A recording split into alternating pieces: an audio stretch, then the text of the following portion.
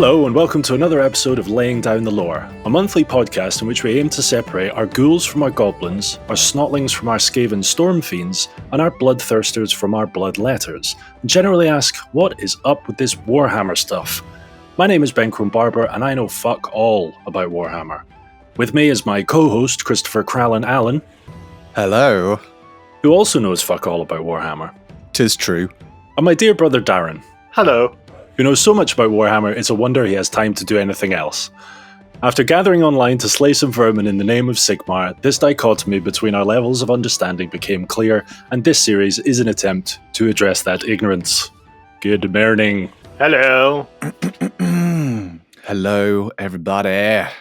So Dhar, we had some feedback on TikTok. I posted a clip from one of our previous episodes. When we were talking about the orc origins, you said that there were no sort of proto-orcs, and a couple of people mentioned about Krorks.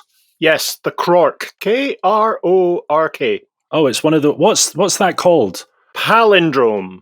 A palindrome. Shit the bed. Race car, right? Yes, race car. Yeah, sweet. Okay.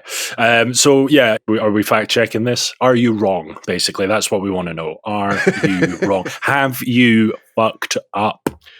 What's the polite way of saying this?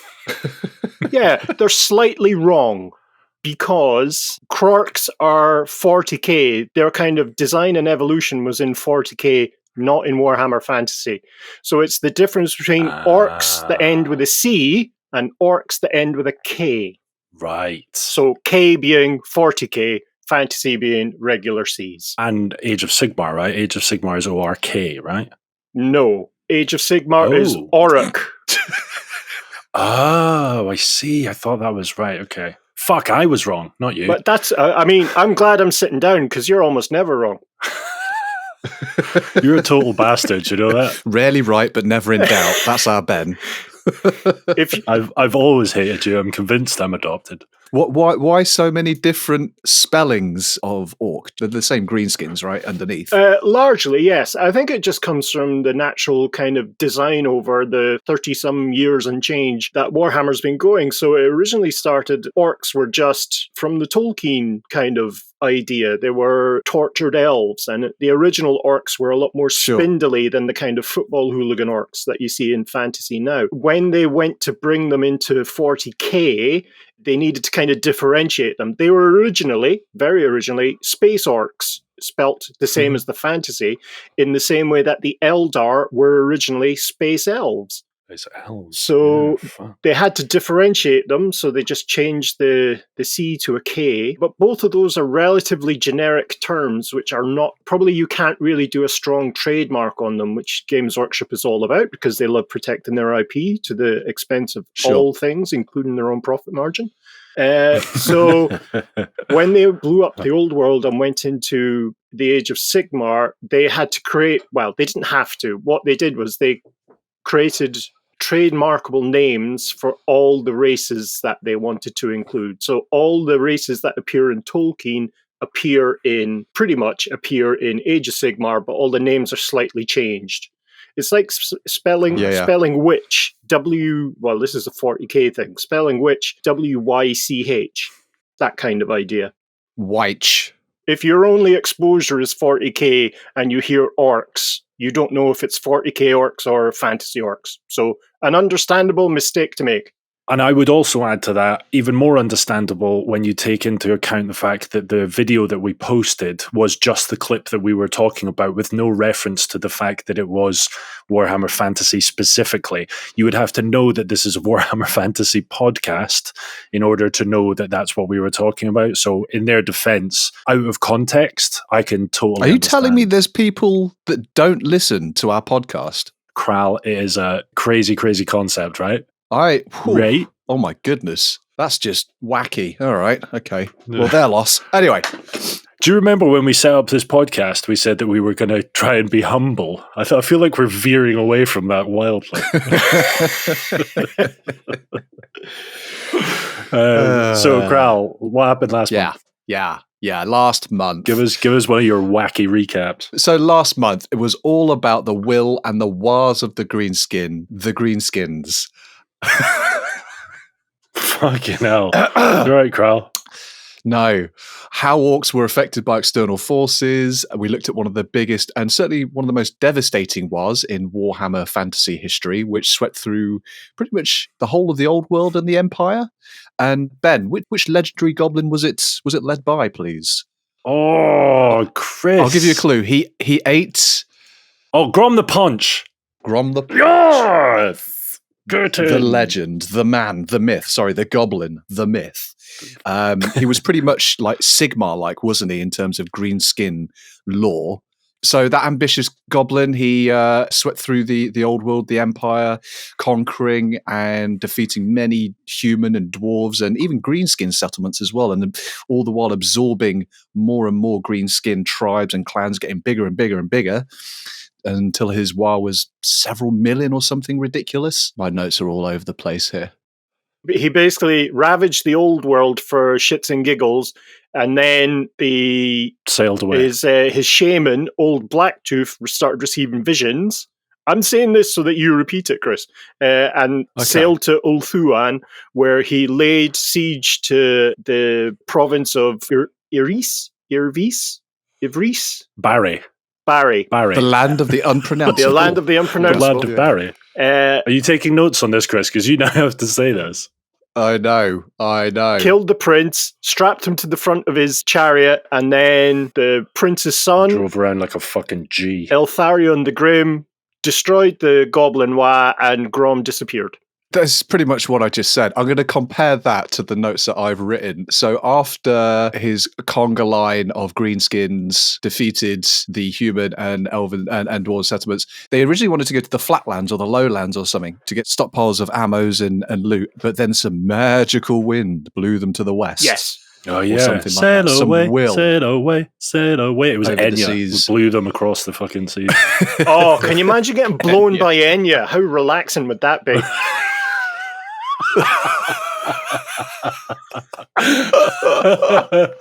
That's just...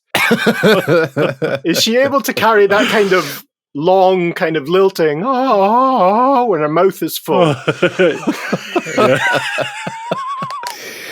Well, I mean, there's no point in me doubling up on what Darren's just very succinctly summarised, so I think we'll just go with that. But some of the highlights I want to just pick out. Go on, give us your Orinoco flow. Okay. I don't know what that is, but I'm going to give it my best. It was an Enya song, Chris. I remember there was a night goblin that became the bannerman or banner goblin of Grom's because he got sat on for 12 hours. What was that night goblin's name again? Oh, yeah. He got ass squashed. Oh, fuck, I can't remember. And he got sat on for 12 hours, which was such an amazing feat. Niblet. That's the one. Niblet. Very adorable. That's like Fight Club. His name was Niblet. And he was funky. His name was Niblet Paulson. His name was Niblet Paulson.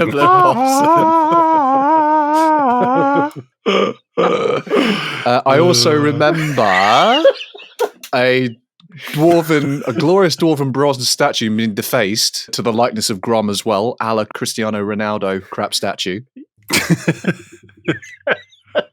Yeah. And I'll be honest, I'm done. This is a new low point for you, Kral.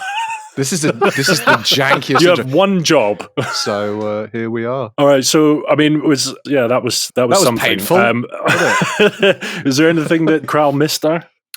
Oh, fucking shit loads. Yes, most of what we talked about. Okay, let me finish up. Let me have this bit.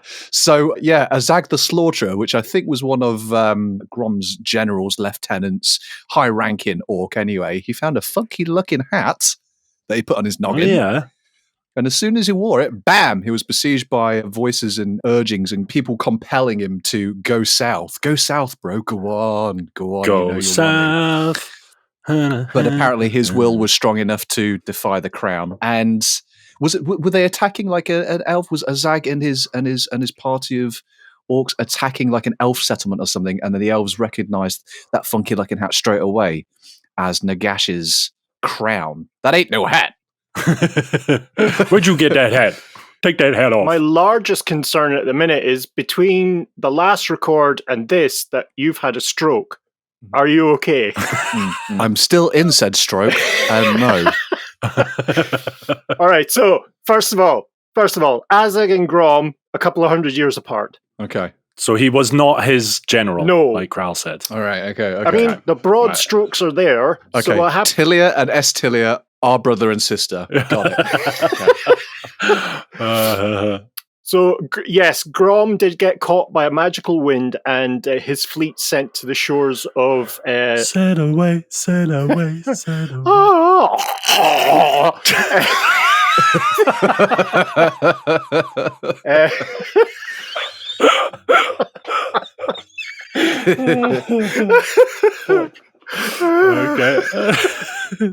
Okay, so Azag and Grom never even met each other. No. Okay, Grom had no idea who Azag was, but Azag probably knew who Grom was. Right. Okay. Yeah. So Grom. Do you think he did? Was he quite influenced by him? He would have been and there was a wyvern, wasn't there? There was a wyvern called Skull Muncher. No, there wasn't. Azag tamed This is making me Muncher. want to jack the whole podcast in because clearly I'm not a very good teacher. Chris, on the way to this podcast, did somebody bump into you while you were carrying your notes and just drop them everywhere? And then you had to pick them up and just kind of get them into a rough pile. And now you're like reading them from like different episodes in the wrong order. Exactly. Yeah. And then Clan Scryer came down and were like, whoa.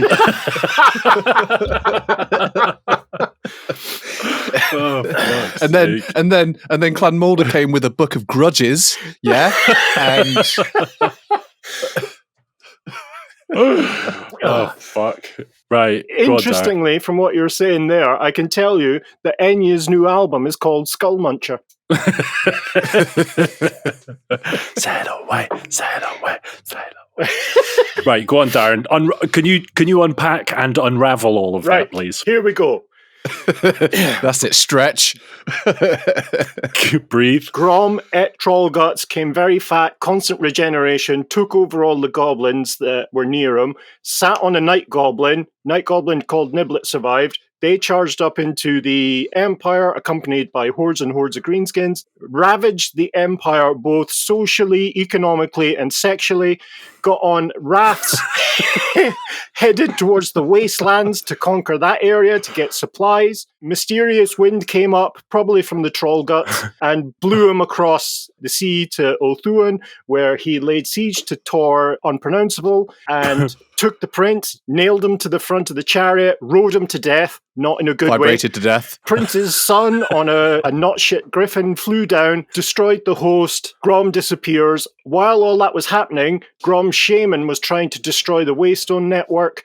They got within destroying one Waystone of undoing the whole Great Vortex. So the old world dodged a green bullet there. Azag the Slaughterer came down from the north after fighting Kislev and Chaos forces, found an Iron Crown possessed by a spirit, tried to possess Azag the Slaughterer, who was mentally quite strong, fought off the mental siege, attacked a monster, Enya's pet wyvern called Skullmuncher, rode the wyvern down, heading south, compelled by the crown, took a detour, headed to the west, and tried to take over some various places, including Middenheim. Eventually was destroyed by the Empire, and the Grand Theogenist of Sigmar recognized the crown and the spirit within, and it was in fact Nagash. That was outstanding.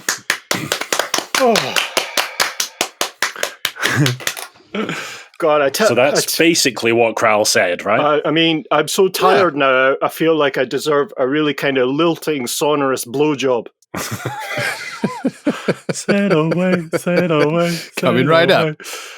Right, Dhar, where are we going? What are we doing? This is our final dive into the great war bosses and leaders of the orcs. So it's our penultimate Greenskin episode, and we're going to look at arguably the two greatest Greenskin warlords that exist in the present day Warhammer. Amazing. So we're going to look at Skarsnik, who's the great chief of the Crooked Moon tribe, a huge night goblin tribe. And then we'll look at the Hand of Gork, Grimgor Ironhide himself, who's this enormous black orc. Just his hand. It's just his hand. I tell you what, you wouldn't want to see any more of him. He's fucking deadly. Next week, his knee.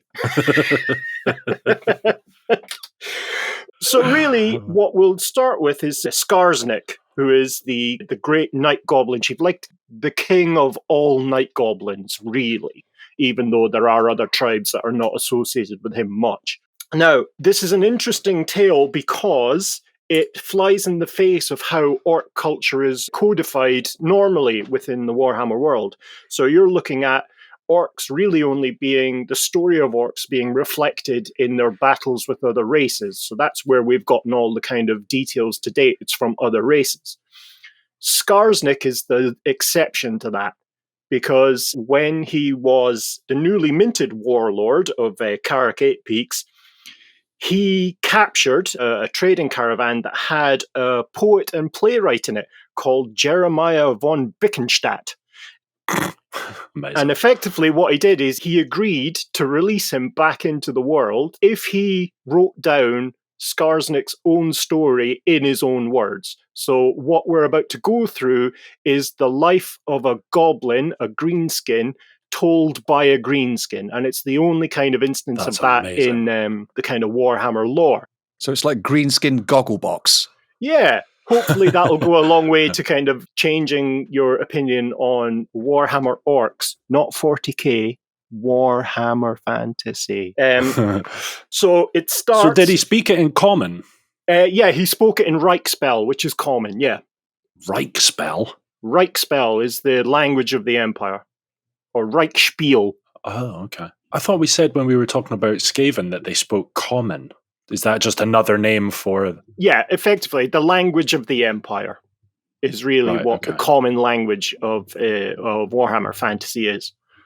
So SKARSNIK began his story not known as SKARSNIK. He was referred to as Runt.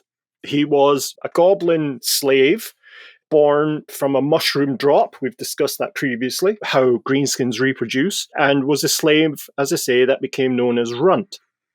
He was exceptionally cunning, which is a thing that's evident throughout his rise to power. This was identified quite quickly by Runt boss Grobscab, who is the beefy goblin that was in charge of all the newborns. So very much like an angry green kindergarten teacher.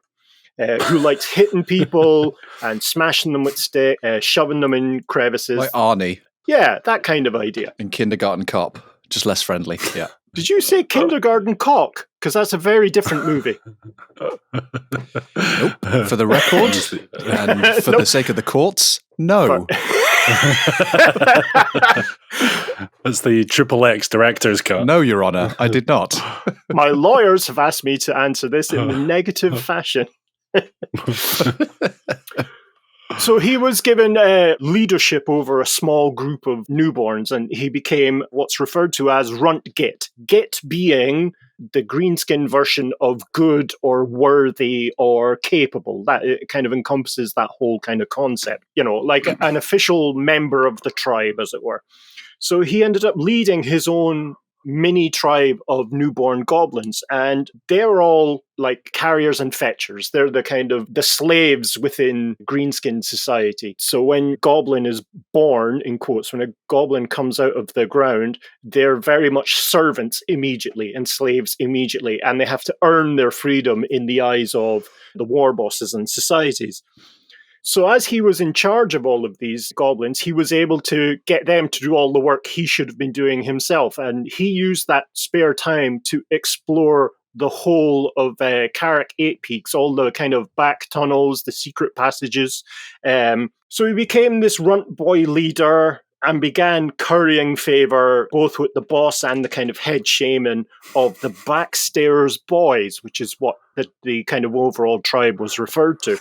I've seen that video. The Backstreet Boys. The Backstairs Boys. The Backstairs Boys, yeah. Tribute band. Backstairs Boys, all right.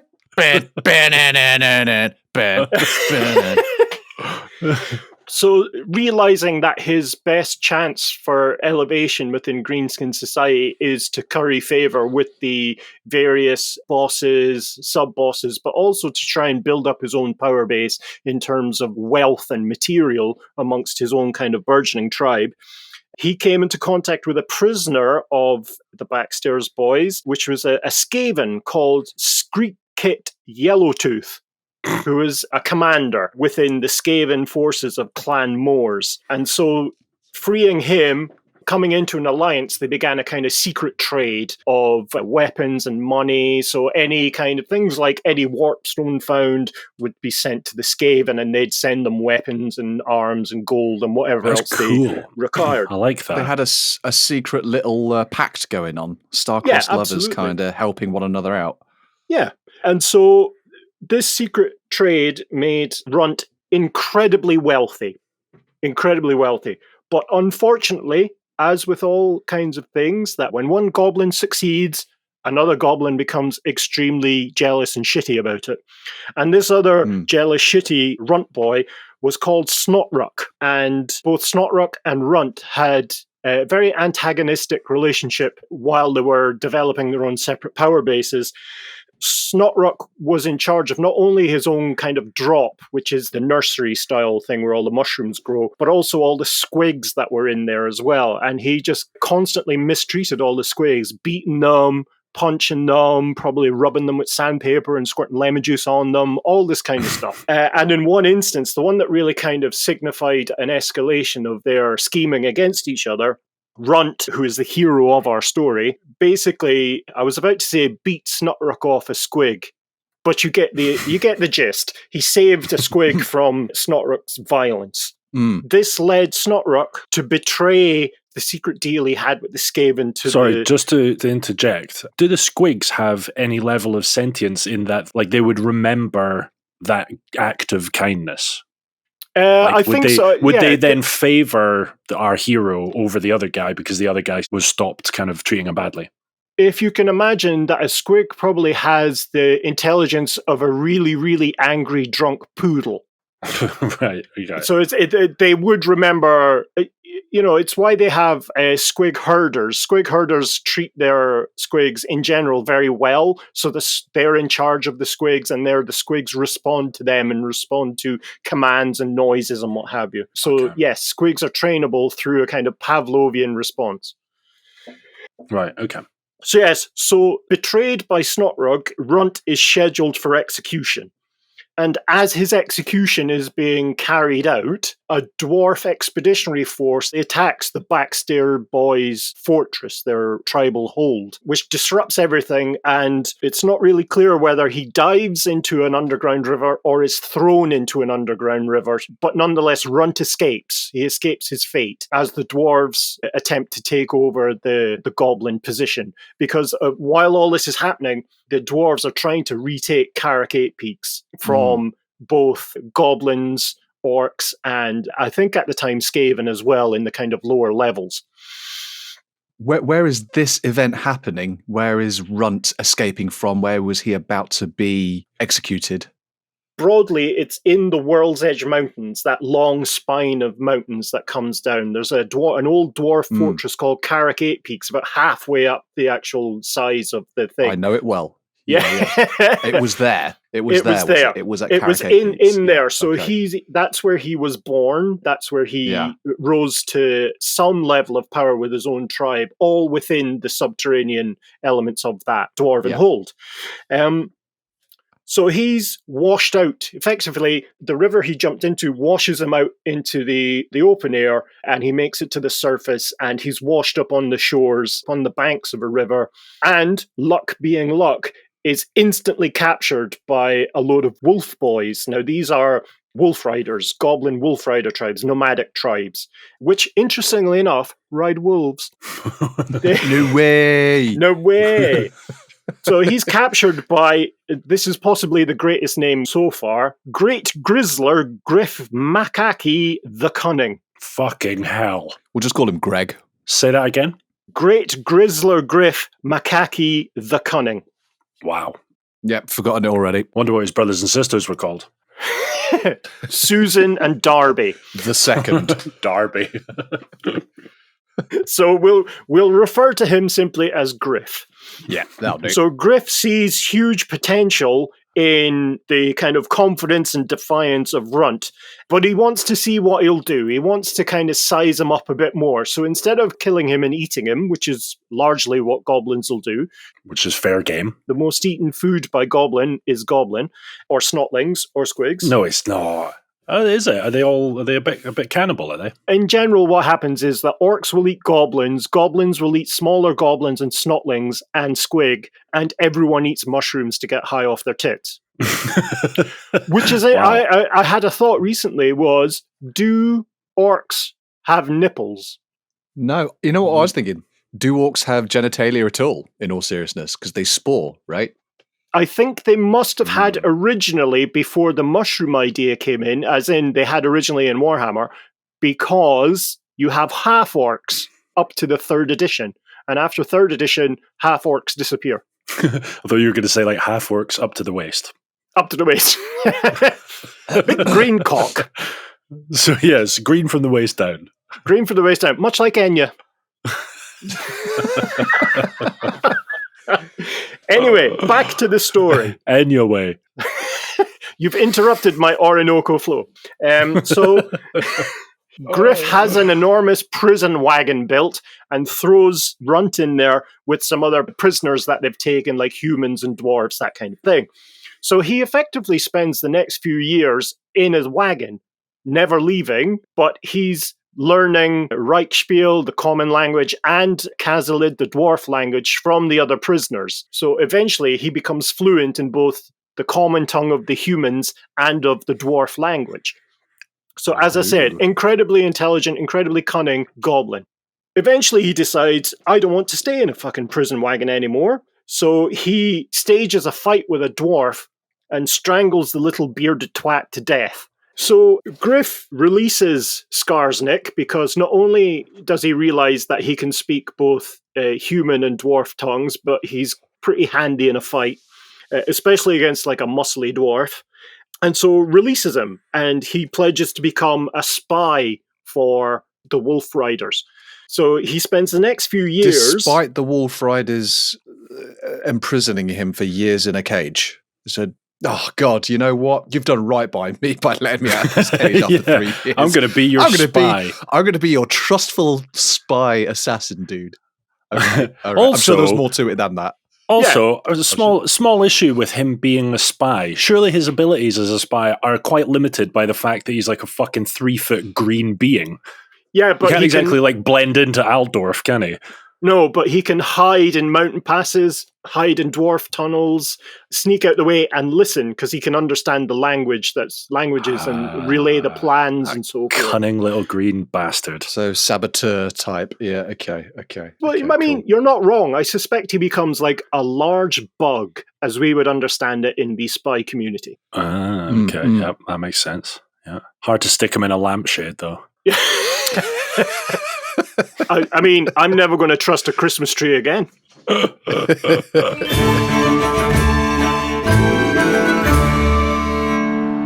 Yeah, you got trouble dragging your loot around after you. I mean, you've only got one hand, and the other one. How's you expect to get your loot out your Yumi lands, eh? This is why I, Grimtooth the Crafty, invented the coin gobbler. Simply take one of me specially trained goblins and force your loot into its gob. Like this. Come here, you! No, boss, not again. I still stick for that blue stone. Open wide!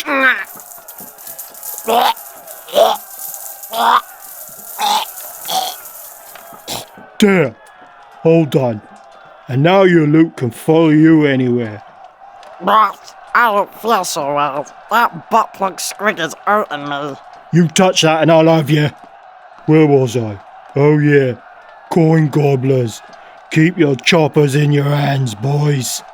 Boss, what's happening?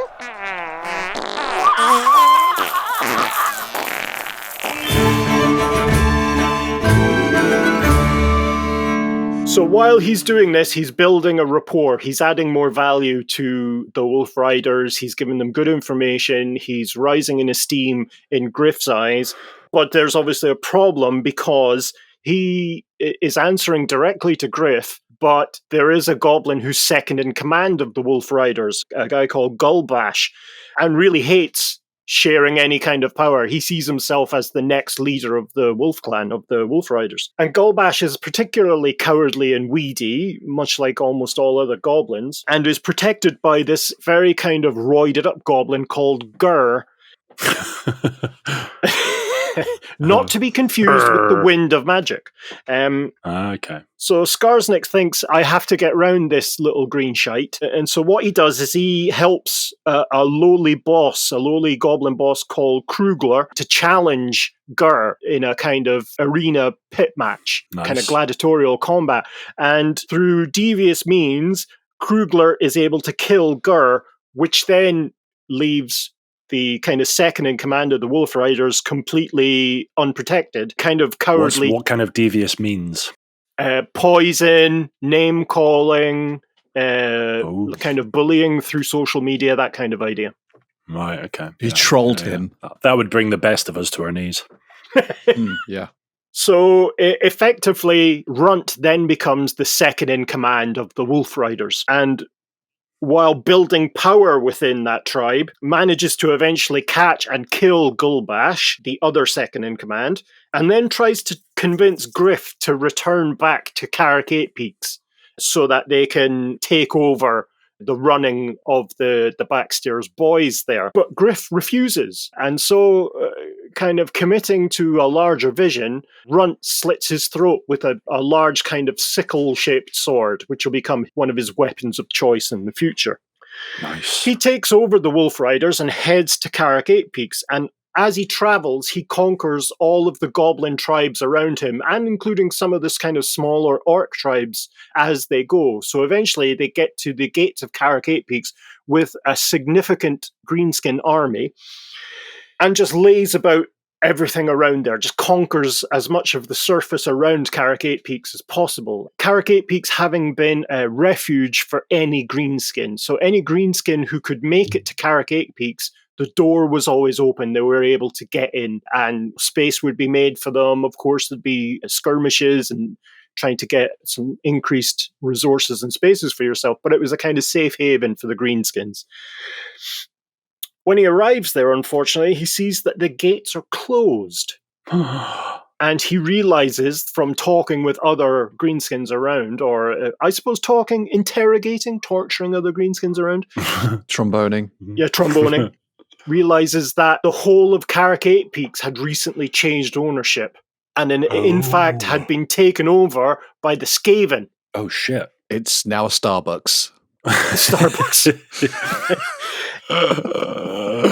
I thought you were going to say that the dwarves took it back, right? Okay, no, so it was the Skaven. No. Effectively, what happened is the Skaven had split the Crooked Moon tribe in half. The Backstairs boys being one of the smaller tribes within the Crooked Moon tribe.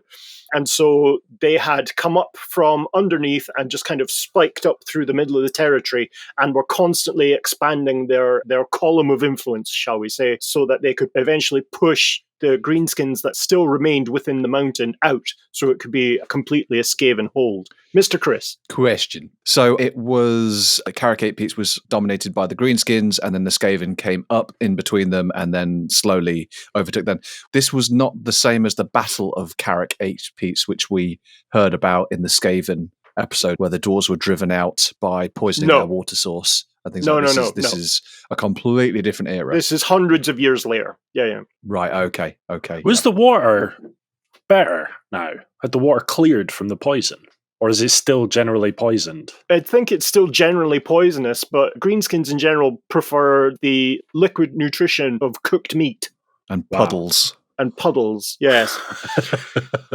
Fresh water's yuck. Right, okay. So leaving his army on the surface to kind of hold their position, Runt, using his knowledge of all the kind of secret little entrances and sneaky passageways, gets into the mountain and heads down in just to see for himself exactly what's happened. So as I've described, the Skaven have effectively split the Crooked Moon tribe in half. And one half is kind of disarrayed. There's no real leadership. But on the other half, we discover that his old nemesis, the runt boy Snotruk, is now the big boss of the Crooked Moon tribe. And seeing Runt... Was that the guy who captures tried to kill him? The guy who tried to execute him? Yeah, Right, at the very start, the squig abuser. So what he does is he throws him into a squig pen so that he'll be eaten alive. And there's huge kind of laughter and screeches, if you can imagine. He's in the middle of this arena. There's lots of kind of chompy mouths heading towards him. And suddenly, one of the squigs turns on the others and kind of destroys them, eats them, and comes up and licks his face. It's the very squig, Ben. The very squig that he saved. Oh my from God. Snotruk. That's amazing. He remembered. He remembered. Rex. Yeah. Hey, Rex, you remember me? Hey, We buddy. used to be buddies. Oh, You remember? That is the best thing I have heard all day.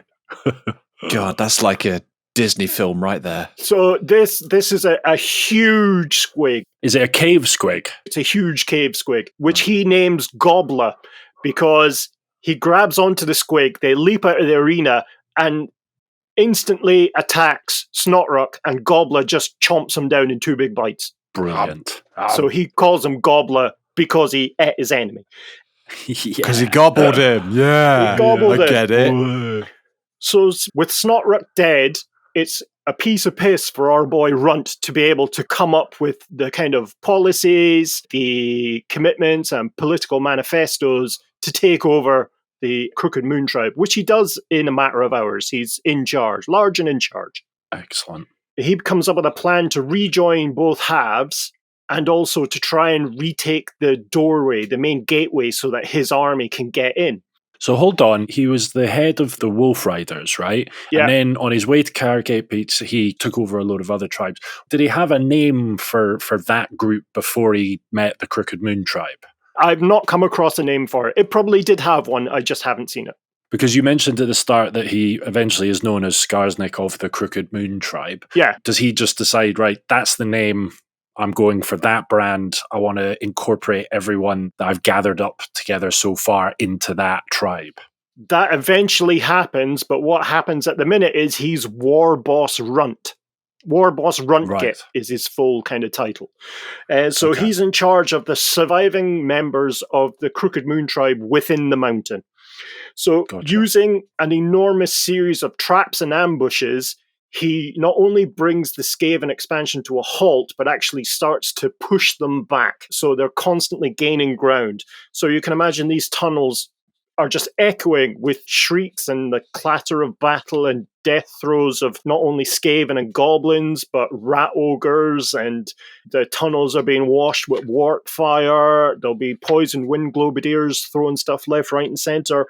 But ultimately, the Skaven are being pushed back through weight of numbers, but also the calculated targeting of attacks, because he is that good of a tactician. Wow. Ultimately, he's able to lead the leadership of the Skaven clan, which turns out to be Clan Moors, the clan for his old ally, Screekit Yellowtooth. So he gets Screekit Yellowtooth and the Skaven leadership, drives them into an ambush where they're effectively just eaten alive by squigs and ravenous goblins and what have you. So he decapitates the Skaven forces of Clan Moors. Oh, so I'm assuming that relationship is now done. He was like, I don't need that anymore. No, he doesn't need that anymore. You're treading on thin ice here. But I'm assuming that he probably stopped trading with him, didn't he? Because he was only trading with him when he was in.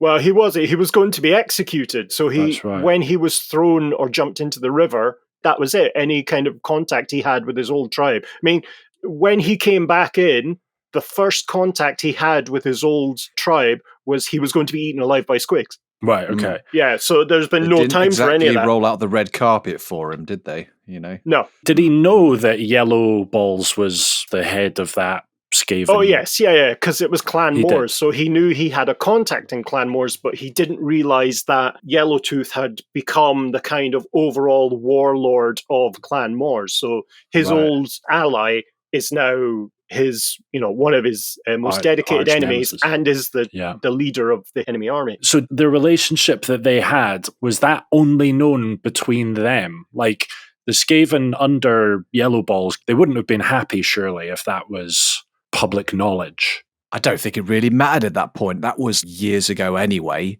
long and forgotten. And I think it's like a new chapter in both tribes, isn't it? Truces and pacts are made and broken all the time in Warhammer, aren't they? But it was just a trading thing. So my question is, like, did other Skaven in Yellow Balls' warren know that that's what he was doing? Or was it, did he keep it on the down low? Well, you've got to remember how Skaven influence others. If you recall, they make alliances to make sure, like, the sewer wardens aren't patrolling on a certain night in a given Empire town while they move forces around. The only way we can do that is by offering influence and power to a traitor within the enemy forces. And that's, I think, what they believed they were doing with Runtgit, yeah. Gotcha. Right. Okay. So with the leadership of Clan Moors dead, the armies fell back into the main Skaven stronghold within Karak Eight Peaks, which was this reconstructed dwarven hold in the middle of something called the Hall of 1,000 Pillars. And a good example of what that might look like is the Khazad-dûm. A hole? In Load of pillars. It's Khazad-dûm in The Lord of the Rings. Do you remember they're running through these a huge pillared hall? Oh, yeah. Is that when all the goblins come out? Yeah, that kind of idea. Yeah, that's such a great scene. So you can imagine this enormous kind of columned hall, easily the size of a large town, with this kind of ratty-looking Skaven fortress in the middle, through which all their forces were coming up. So coordinating both halves of the Crooked Moon tribe, they attack from the flanks. So Runtgit and his half attack from one side, the other remnants of the Crooked Moon tribe attack from the other, and they both successfully breach the walls, and they just start slaughtering any Skaven they find. And while that's going on, again, the noise of battle, the smoke, the screams, the clatters, they just hear kind of rhythmic stamping. And this is a huge column of storm vermin and clan rats coming back from the upper reaches of Karak Eight Peaks to repulse the goblin attack. Uh-oh. As they begin to engage, they hear this enormous wail of what's called squig pipes, which is the squig version of bagpipes. No, it's not. That's it is. amazing. It absolutely is. That's fucking brilliant. Are they tartan as well? No, they're red, because squigs are red. Oh, right, okay. And then they just hear this enormous kind of stampede, because it heralds the arrival of Runtgit's army, led by the Wolf Rider clans, because they've seized the gate and are now heading straight down into the Hall of 1,000 Pillars. Shit's about to get real. So you've got the mother of all wars going on anyway in the Great Pillared Hall, and then you've got another legion of Skaven coming from above, and then another legion of Greenskins coming from somewhere else to just make it an absolute fucking Ben-Hur of an epic. Is that what's about to happen? Yeah, that's literally, Wow. There's not a space available. I mean, the original attack... And they had to turn away. Sorry, guys, there's no room. Okay, we'll leave. You'll have to pull a ticket and stand in queue. Oh, Yeah, exactly, they made more yeah. room, because what the goblins had gotten hold of were the old stores of dwarf gunpowder. So they blew holes in the side of the hall. So you can imagine there's huge explosions, enormous lumps of masonry flying through, squashing Skaven left, right, and center, and then just hordes of Greenskins plowing through the holes in the walls. The Wolf Riders, led by the recently promoted boss Krugler. If you remember, he was the boss that was promoted in the pit fights. He killed Gur. And then it just turns into a huge meat grinder. And just the sheer weight of numbers from the Greenskins, the goblins, the orcs, the trolls, wolf riders. Eventually the Greenskins win, driving the Skavens back down. And over the next few years, the goblins kind of continue to pour forces down into Karak Eight Peaks, eventually liberating almost the entire mountain. So it's now wholly within the kind of control of the Crooked Moon tribe, who is led by the recently renamed SKARSNIK. Runtgit is given the name SKARSNIK in kind of honor of his prowess. And him and Gobla are now in charge pretty much of all night goblins, though there are tribes that are not associated with him. But, what he says goes. And so he is camped there. He heads out every now and then just to remind everyone he still exists. He particularly hates the dwarves because he holds them responsible not only for the kind of constant attacks that come against Karak Eight Peaks, but also they were responsible for him being thrown in the river. It was a dwarf patrol that saved his life. I mean, he could see that as a blessing. I mean, he came out, he ended up not being executed. Yeah. So why does he hate the dwarves if they saved his life? Well, it's a night goblin, isn't it? It's just they hate dwarves. Yeah, genetic. Right, okay. He's quite famous for destroying dwarf armies, scalping their beards. He beard scalps them and leaves a huge pile of beards in front of a dwarf hold's door and doesn't bother attacking the hold. He just leaves. So his cruelty is legendary. Spunky. And also, it was a few years after that where he captured that poet who retold this tale of the rise of SKARSNIK and how he came to power and what the life of a goblin is actually like. And that's it. That's the end of the SKARSNIK tale. What you guys think? That was amazing. That's pretty fucking cool. It was quite an amazing feat that the night goblins, I mean, with the aid of other greenskins and orcs and whatnot, managed to drive off the Skaven. Have any of the races of the old world been able to do anything as epic as that? Because you're on, the Skaven underground, you're on their home turf. I know that was a dwarven hold to begin with, and I know dwarves spend a lot of their time underground, but the Skaven seem so innumerable and inevitable that doing something like that seems almost impossible. Have the old world ever done something like that, driven, the Skaven have come up from under and driven outwards. Have they been driven back in the same way by the dwarves or the humans or the elves? I can only think of one comparable example, and that was at the end of the Black Plague, where the forces of the Empire through Middenheim liberated the whole of the Empire from the Skaven who had overrun everything except Middenheim and kind of pushed them back under. I also think that a Greenskin tribe is comparable in size, roughly, with a Skaven clan. So there was one Skaven clan and dozens of Greenskin tribes. So the advantage the Skaven had was they were tunnel fighters, effectively. So they had a technological advantage, whereas the Greenskins had volume of numbers and also, night goblins are tunnel fighters as well. They almost never come out of caves. So yeah, only one big example, and that's from a 1,000 years before that. I think there's individual examples where they'll fight back a load of Skaven that they find in the sewers and block up the entrance, but that's it. But that's really it. This battle seemed particularly mahusive. And, and unforgiving. Yeah. What a battle. Okay. Yeah. So you said that he was named SKARSNIK. Yes. Did the tribe name him, or did he pick that name? He was named by the kind of war bosses, the leadership of the Crooked Moon tribe. Okay. He was given a new name. Okay. And is there any relevance behind the name, or is it just... Scars is kind of cut, kind of bleeding, a wound in kind of orc. It's kind of weird. This is where one of these crossovers between 40k and fantasy happens, because there's no real lexicon of orc terms, or greenskin terms, more correctly, in fantasy. There's a couple here and there, but the real kind of orc language was defined in the kind of tail end of first edition 40k.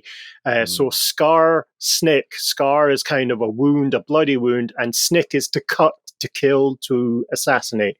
So nice. He's the cutting assassin of the Greenskin race. Do you think that's because he cut the throat of the other goblin when he took over? Kruger. Kremlin. No, he slit the throat of Griff, of the big Griff. Is what I said. Griff. No, I think it's more a cultural thing where he is the assassin of the Skaven, the kind of abstract assassin of enemies of the Greenskins, specifically in Karak Eight Peaks. Okay, cool. All right. He is also known as the king of Karak Eight Peaks. That's how he refers to himself. Right, okay. The other thing I was going to say is beard scalping. Yes. Is that like normal scalping but on the beard in that they cut the skin as well, or do they just cut the beard off? Probably. No. It's not a shave. They actually beard scalp. So I was they gonna take say, the skin with them. because if that's the case, then I scalp myself every couple of days, you know? And the last thing I was going to ask is, like, so from what you're saying, this is current, isn't it? This is like up This to is kind of current, yes. present day. So These he's two guys still- are current, yeah. right. So he's still an ever-present threat in the old world. Absolutely, yeah. All right, cool. So what's next? That was SKARSNIG. That was SKARSNIG. So the final character we'll talk about is the ultimate orc badass, who is Grimgor Ironhide. Awesome. He's a black orc from the Dark Lands. Listeners will Amazing. recall that black orcs were a creation by the Chaos Dwarves, where they bred stronger and stronger orcs. Interestingly, I'm not entirely sure how they did it, given that it's just spores. Did they just harvest from the strongest orcs and kind of split the genetics in a very kind of, Mendel's pea pod kind of early genetic experiment? Or did they use magic? Did they magically enhance a really angry mushroom so it would be even more angry? Shazam. So the origins and rise to power of Grimgor Ironhide, to the point where he became a note on the consciousness of Warhammer World, is completely mysterious. There's no stories of how he escaped enslavement or even how old he is. How many summers has he seen as an orc warlord? He arrived kind of fully formed out of the blasted wastes. Now, the Darklands, they're split into kind of two main regions. You have the Darklands proper, and then you have what's called the Blasted Wastes. It's a huge kind of desert, tundra-style scrubland where the Chaos Dwarves test out their weapons, where all the slaves toil, and where they pull all the resources out of the land. So very much, if you can imagine what Isengard looked like after the orcs were digging it up. Oh, yeah. Industrialized. Yeah, that, but like in the size of a country. It's like spoil heaps, that kind of idea. So he became the leader of a Black Orc warband, a tribe called the Immortulz. So he's this huge, grizzled Black Orc boss who wields a huge two-handed axe, and he's backed by rank upon rank upon rank of heavily armored, very well-disciplined orcs. Black orcs are effectively the fighting Uruk-hai of Warhammer. There's no story of how not only did Grimgor come into being, but his band of merry orcs came into being either. They just kind of came out of nowhere, did they? Both Grimgor and his blokes and his orcs. His orc blokes. Yeah, we very much fall back into the traditional model of orc history where we only know him from his impact on other races. And the very first race was the dwarves of Karak Kadron. So this is the huge, I think this is the Slayer one. Yes. I can't remember. Yeah. Yes, it's the Slayer one. So he lays siege to, well, he doesn't even lay siege. He simply starts causing trouble. And kicking a football against the wall of their thing. Like, stop kicking footballs against our wall. I've told you. You come down here and say that. Just playing loud music over and over. So he's literally walking around just attacking things because he's an orc. He enjoys it. It's the archetypical single-minded orc. Are his Immortulz all black orcs as well, or are they just regular orcs? They're all black orcs. So it's all black heavily orcs. armored black orcs. Yeah. Fuck, they must be nuggets. Immortal, even. Yeah, all they've done their entire life is fight. That's all they've done. So you can imagine you've got these huge, muscle-bound, Arnold Schwarzenegger-style orcs led by an orc that's effectively as big as an ogre and is just solid muscle. Amazing. And angry all the time. He has a Bavarian accent, yeah. Get to the chopper. He pumps the iron. Pumps the iron. It's the pump. So he starts just fucking shit up and destroying every army. He defeats every dwarf army that's sent against him. And in fact, is never defeated by a dwarf army. in his entire campaign of war.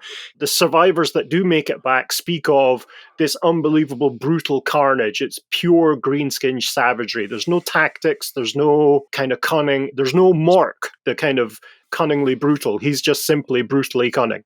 All Gork, no Mork. Wow. All Gork, no Mork, that's a t-shirt. Did you say that the right way round? I'm not sure you did, because you said he's just brutally cunning.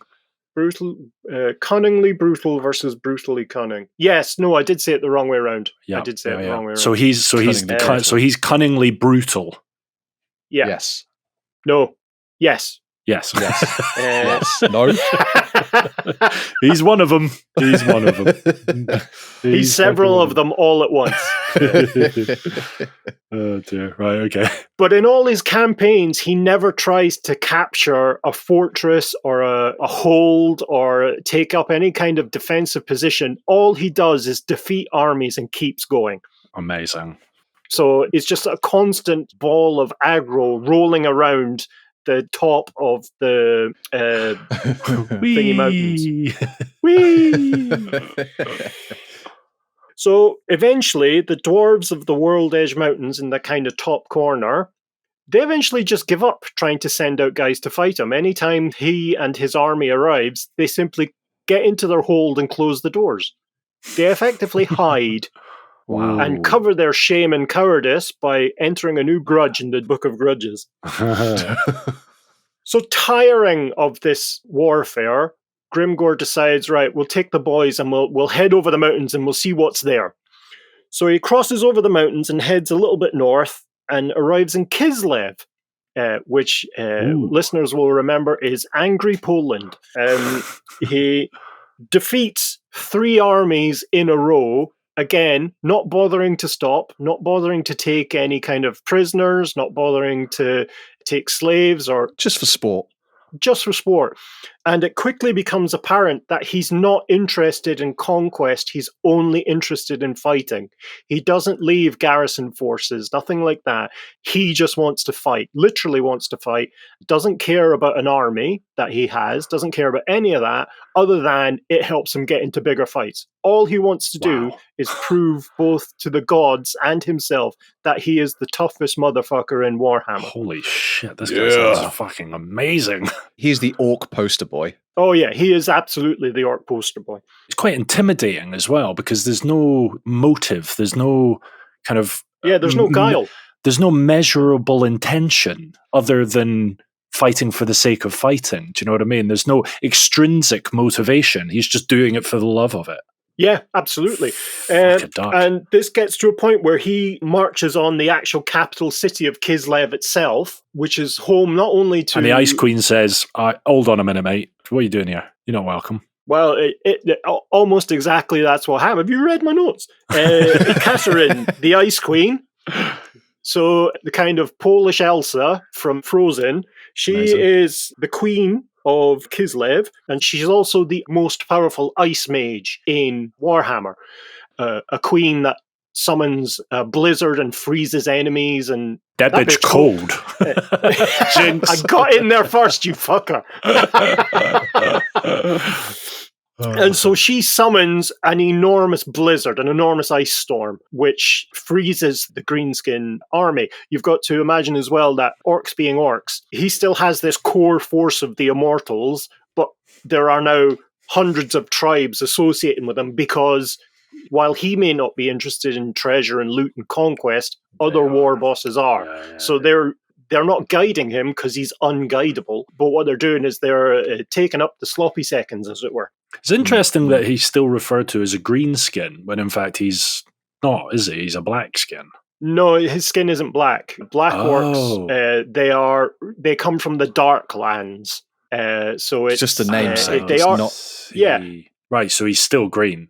Yes, it's a darker green to be sure, but yeah. Oh, okay. Green nonetheless. And so as his forces march towards Kislev, they're just battered constantly by this magical storm. And frustrated by the death of thousands of Greenskins on the kind of foot march to Kislev, he kills another few dozen in anger and then just retreats. So it's the first time he's known defeat, really. So he comes back. He withdraws from Kislev, and then his temper gets the better of him, and he decides to march back.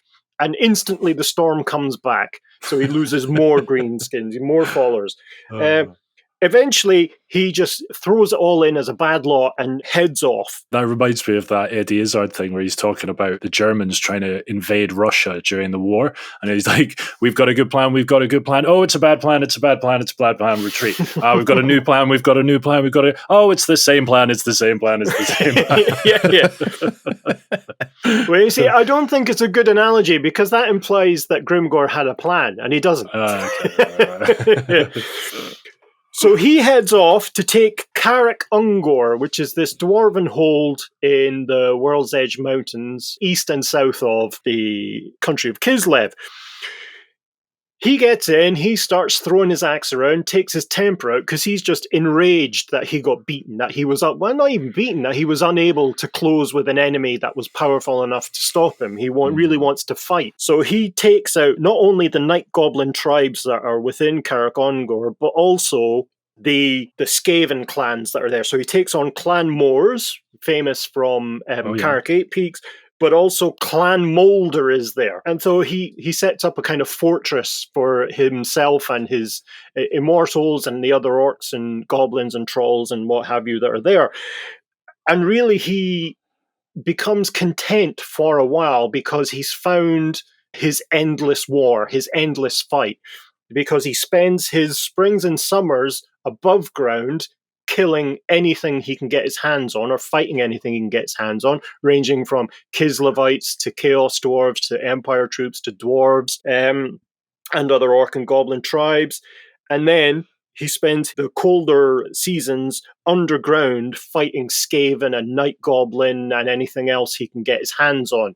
And because there's enough time between each journey up and down, the enemies kind of think he's gone, so they come back in and retake position. So he ends up with this amazing kind of a Disneyland of carnage is really what he wants.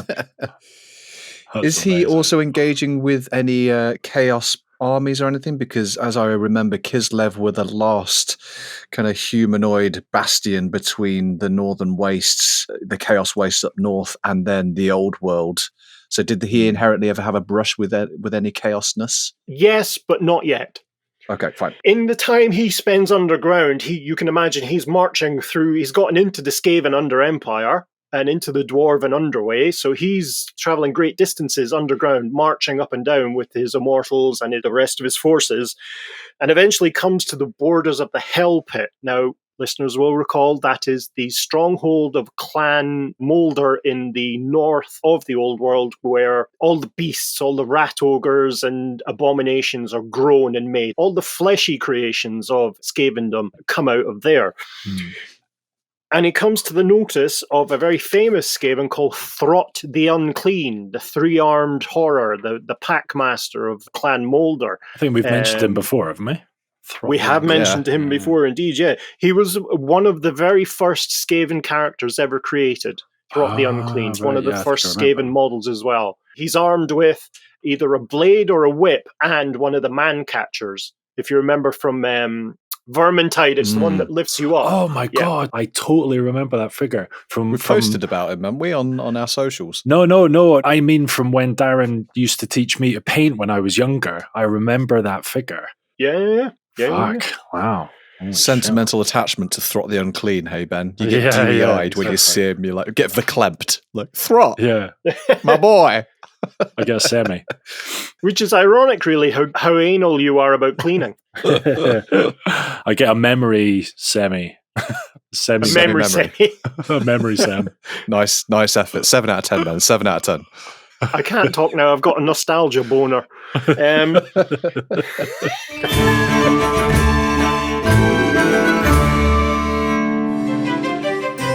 Hello, I'm renowned poet and playwright Jeremiah von Bickenstadt, the very same Jeremiah von Bickenstadt who chronicled the life of Skarsnik, the Goblin King of Karak Eight Peaks. Yeah, that was me. Let me ask you, is your memory failing you? Are you struggling to complete the simplest of tasks? Are you involved in a creative production and are having difficulty recapping things that happened only weeks ago, even when provided a written list by someone who can accurately recall said events? Well, you're likely suffering from numbskullitis, a common psychological condition caused by excess ass spider use and just generally being a bit of a dick. But fret not, help is at hand. Here at the Biggenstadt School for the Not-So-Gifted, we specialize in tried and tested memory-improving treatments such as hitting you in the head with books, shouting at you to do better, and dousing you in cold water every time you get something wrong. Give us just 4 weeks and we'll ensure you never let your team members down or ruin the intro to a podcast again. The Biggenstadt School for the Not-So-Gifted, because being a numbskull isn't cool.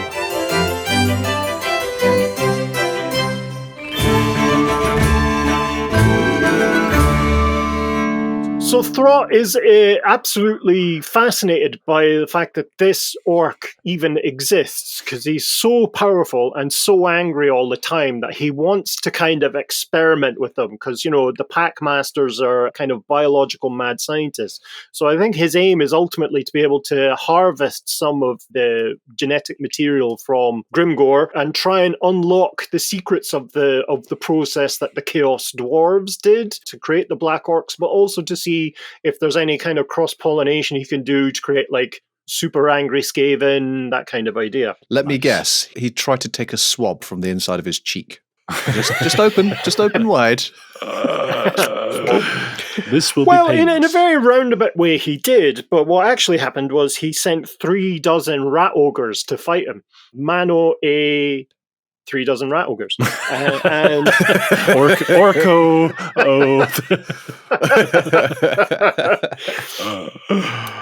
So, to use our beloved Scottish phrase, Grimgor went pure fucking Rajay and just started laying about the rat ogres who had, he had been kind of lured slightly into an ambush, so he faced up against 36 rat ogres. And Jesus. You know, using kind of basic combat tactics and tunnel fighting tactics and being able to get into a kind of defensible position in terms of a small amount of enemies coming in at a time. He slaughtered all of them. He single-handedly killed 36 rat ogres. And this led Throt to become kind of angry, I suppose is the polite way of putting it. He became quizzically horny. He got a research boner and decided that he wanted to catch Grimgor now. So he organized an enormous expedition to head off and just kind of swamp the orc warlord with numbers and see if they could catch him, cage him, and then he'd be able to conduct more experiments on them. Nice. And also his Immortulz as well. But by the time that Throt had got to the site of the orc camp, Grimgor was already long gone. He had left. Unless you think he had fled from fear, he had not, in fact. He had become what I like to call bored shitless. Horny. Horny. Hand me another rat ogre head. This one is used. Oh, fuck you know. Squeak, squeak, you bitch. So he headed out north, and he returned back through the Skaven Under Empire, back to Karak and just said, there's no challenge anymore here. I've killed the best the Skaven have to offer. I've killed all the tribes, the clans and tribes in and around Karak. So he decided, you know what? Fuck this for a game of soldiers, no pun intended. I'm heading home. So what he does is he takes his army and he heads back up north and heads back into the northern Darklands. And this is where he gets to, as Chris kind of asked, he gets his first real taste of chaos. Because what happens is he gets into what's called the Battle of the High Pass, which is at the very top of the Darklands. There's a plateau, and there's a high pass into the plateau, and that allows you then to carry on down into the realm of the Chaos Dwarves and the Darklands proper. But when he got to the pass, he met his first kind of real experience with the forces of chaos.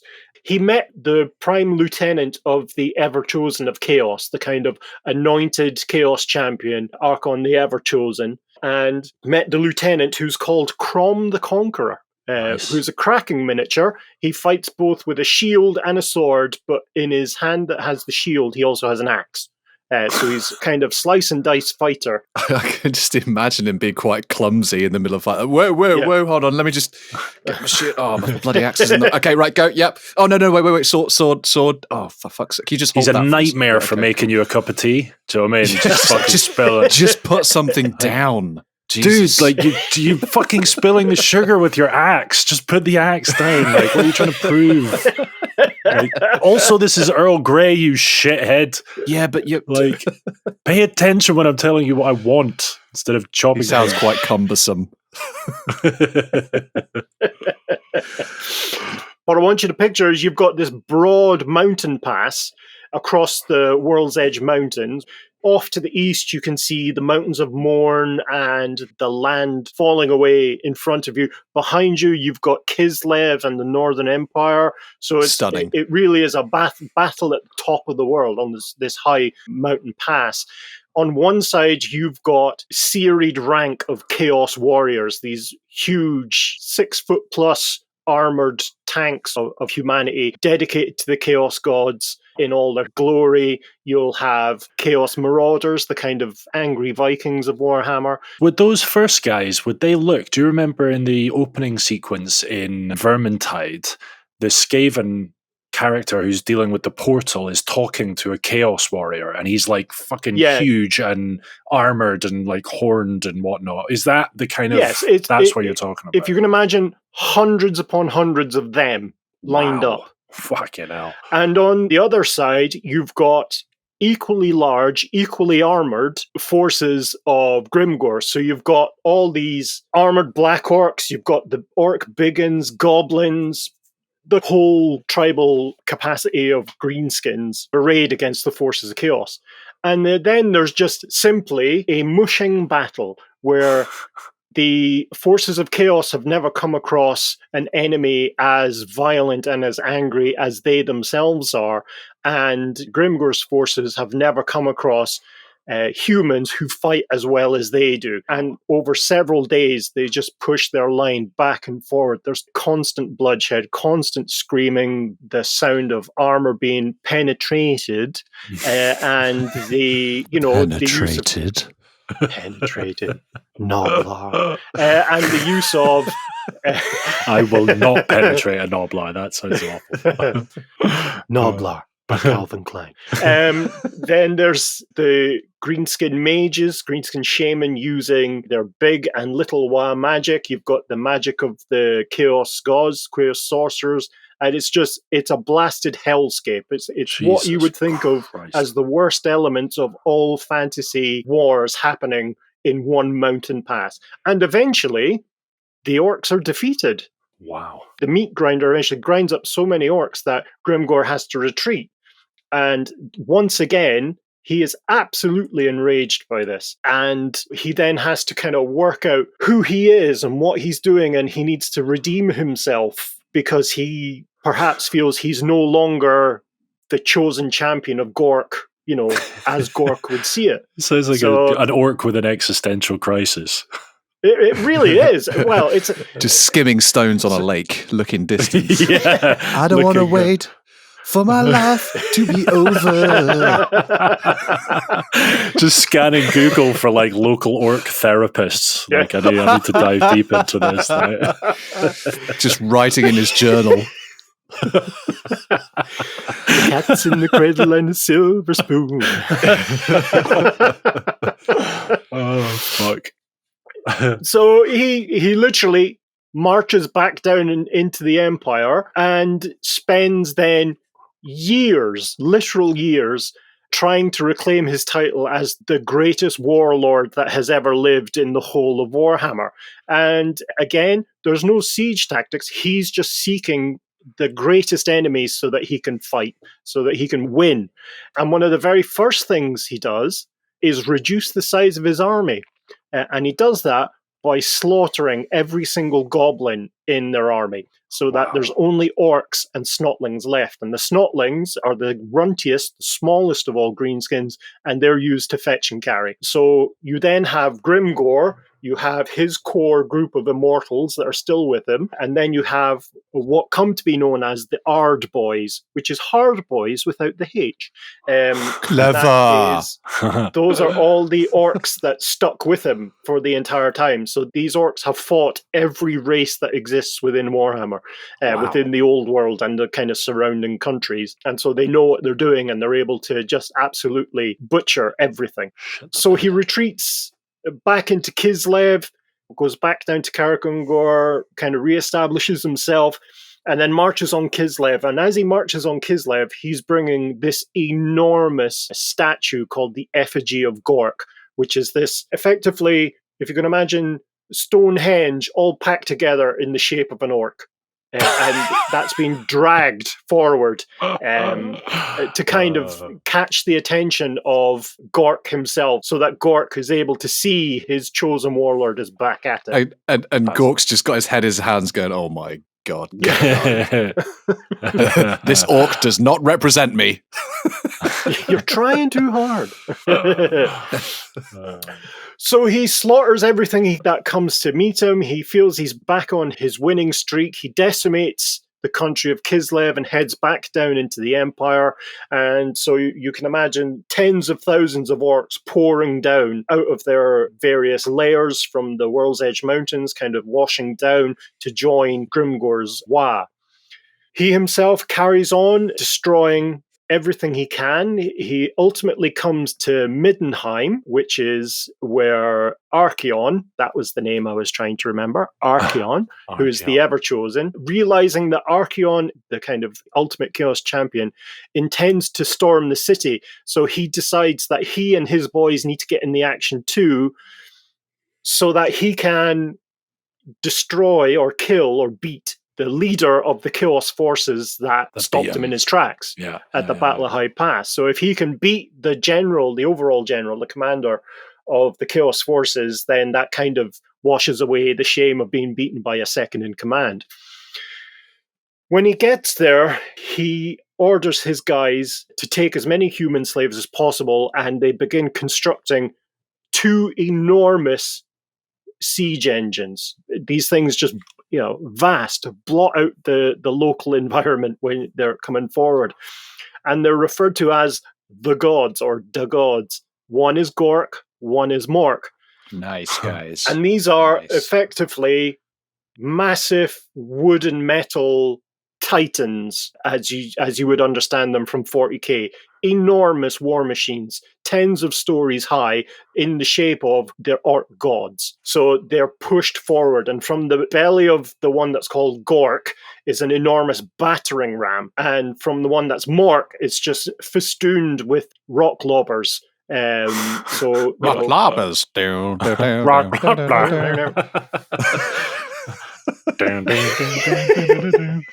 We were at the beach. Everybody wore matching towels. So Grimgor took command of the Effigy of Gork, and it began to just pulse with the power of the Waa. And so the shaman were there chanting, and knowing that Gork and Mork were now looking, he wanted to ride in on the shoulders of Gork, so associate himself once again as the Hand of Gork. So they join the battle, and this now is one of the largest battles in Warhammer that has ever occurred. You have almost the entire force of the Empire in Kislev brought to bear against the forces of Chaos in and around the countryside with this enormous mesa, those large kind of pillar mountains with Middenheim resting on the top of it. Middenheim's firing out cannonballs the size of buses from their great cannon. There's the skies are just kind of black with Pegasus riders and dragons and chaos harpies and dwarven war machines, that kind of idea, where everyone is just trying to beat the forces of Chaos. So while Chaos is fighting the Empire, the orcs just barrel in from one side. Christ, this is epic. And ultimately, what has happened is that the champion of the Empire, a character called Volton, which we'll come to when we discuss the Empire in depth, challenges Archaon to single combat. And while this battle is happening, Archaon is ultimately victorious and he's standing over Volton and he's ready to deal the final blow when a priest of Sigmar charges him and knocks him to the ground, allowing Volton to get away. However, the Chaos Champion is able to get to his feet, grabs the priest, who's called Luthar Huss, and just hurls him across the battlefield. And it was at that moment that Grimgor, as if from nowhere, head-butted the Chaos Champion so hard that he flew him across the battlefield and followed up by chasing him and trying to get a good blow with his great axe, which ultimately splits the Chaos rune shield that the Chaos Champion Archaon is defending himself with. While that single combat is happening, all the Immortulz, the chosen of Grimgor, just fall about what's referred to as the Swords of Chaos, who are these elite Chaos Knights and Chaos Warriors of Archaon. As soon as that happens, the forces of Chaos focus on the Greenskins, and the Empire and the forces of humanity are actually able to consider themselves saved. And so they withdraw as quickly as they can to allow the Orcs and the Chaos guys to fight amongst themselves.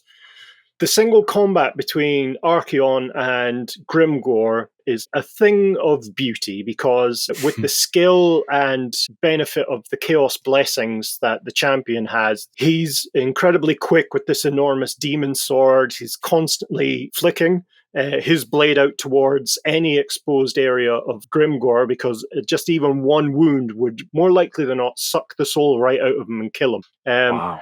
Grimgor, of course, is just constantly twatting him right in the head as much as he can with his axe. It literally just beating him left, right, and center.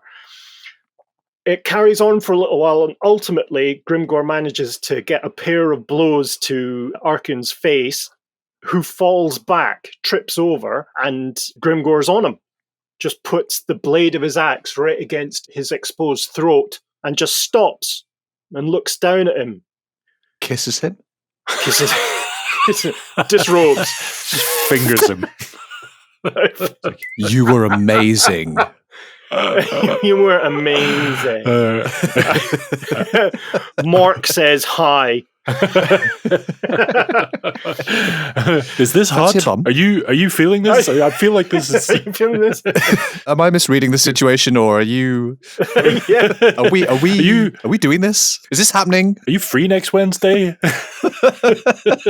I know a great coffee place. No, he just simply stares down at him, grumbles, Grimgor is the best, and walks away. See, he has proven to himself and to his god that he is the greatest warrior, and because he defeated the ultimate champion of chaos in single combat, no one can beat him. Wow. So he and his force just quit the field and retired back to Karak Eight, ultimately. Well, that surprises me, just, the pure primal bloodlust that you get from an orc, and he's satisfied with just...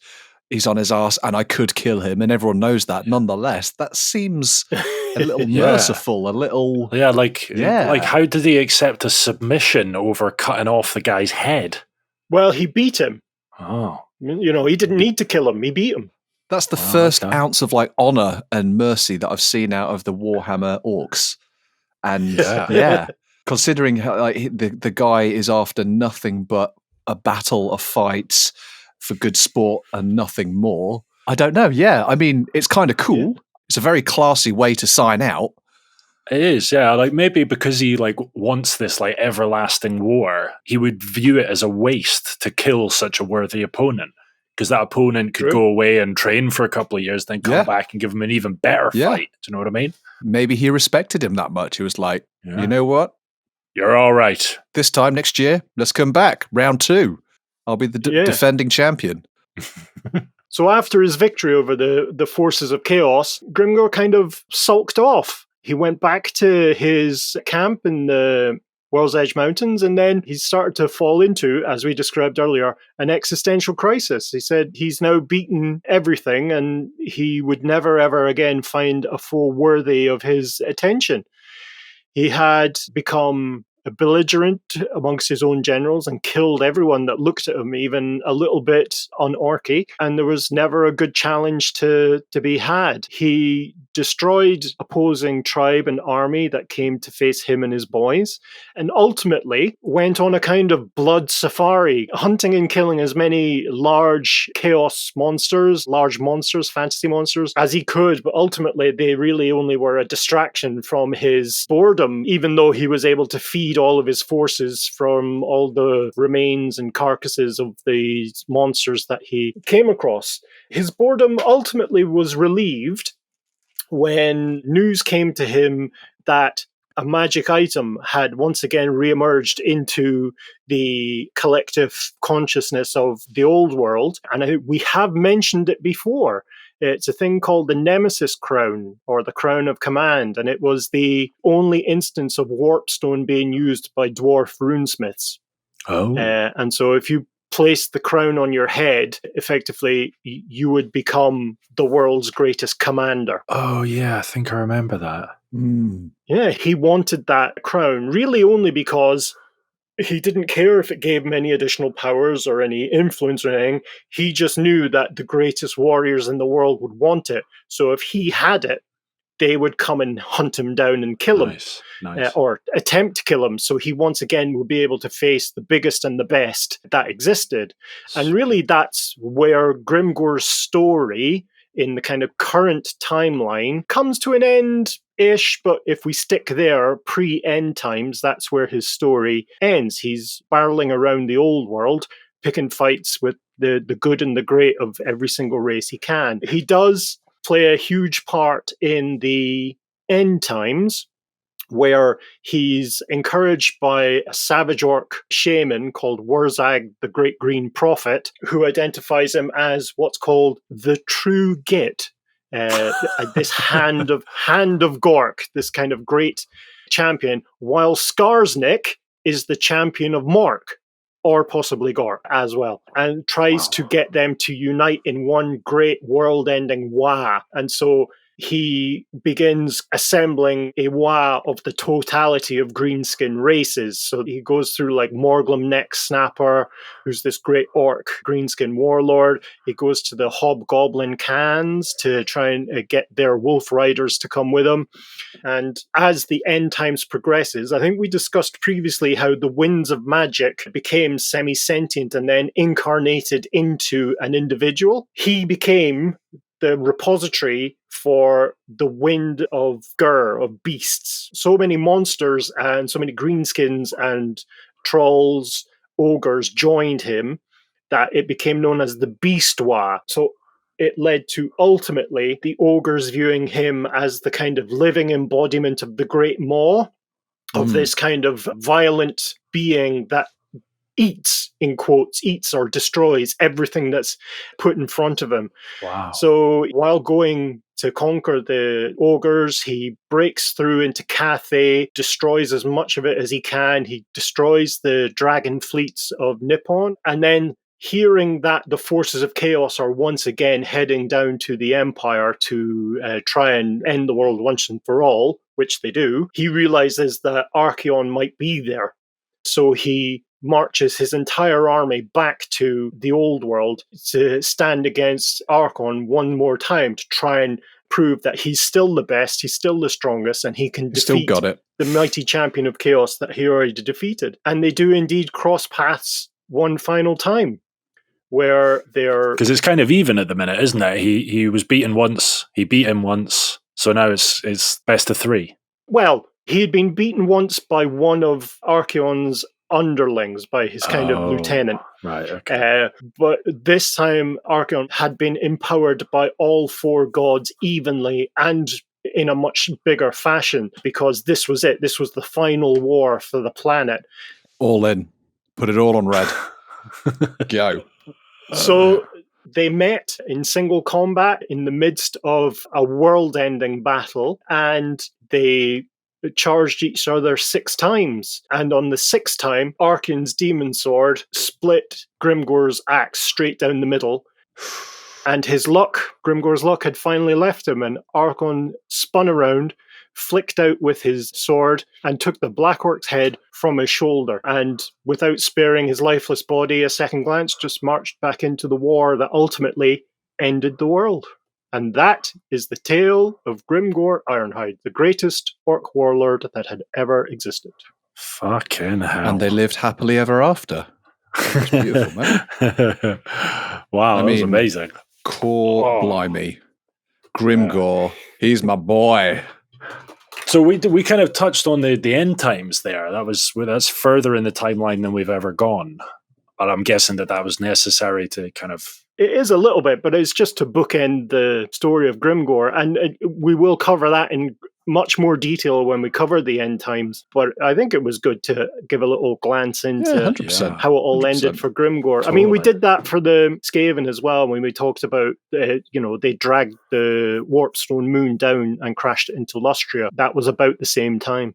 Right. Yeah, you're painting this absolutely immense epic picture for the end times now. Like, okay, we've heard a bit about the Skaven. They're going to basically crash a moon into the planet. Okay, that's pretty significant. You've got Grimgor, the most ruthless primal orc out there ever. Yeah. Sounds like shit gets real at the end, man. Yeah. Yeah, I mean, there's 5 huge events, and that battle is the last one. Nice. That's what I have. There's a few other minor Greenskin heroes mentioned within the lore, but those are, those are the main guys. The highlights. Yeah, these are the highlights. These are the greatest characters, warlords, and heroes. Almost all of whom have miniatures that you can use on the table, or used to anyway. Cool. Nice. So, Kral, Grimgor or SKARSNIG? Grimgor all day long. Are you cunningly brutal or brutally cunning? I'm cunningly brutal. I don't like to think about things. You heard my recap in the intro. Just fucking let me at him, bro. He's pure. That was pure emotion, pure confusion. Right, okay. Right, I'm wrapping up. Yeah. All right, that's all from us. Thank you so much for listening. If you want to find out more about the topics we've discussed in this podcast, you can find all the reference articles in the show notes or on our website at layingdownthelore.com. You can also reach us on our socials, and we've got loads of bonus material available on our Patreon at patreon.com/layingdownthelore. We'll be back again next month displaying just how little Chris and I know. Until then, bye. Bye. Sail away, my friends. Sail away.